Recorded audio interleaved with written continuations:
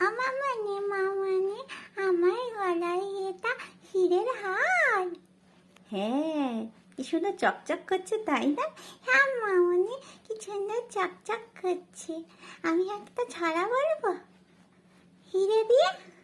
হিরে দিয়ে ছড়া বলবে? হ্যাঁ মামনি, বলে বলো। আমি বলে তুমি শুনবে। হ্যাঁ শুনবো তো, বলো না।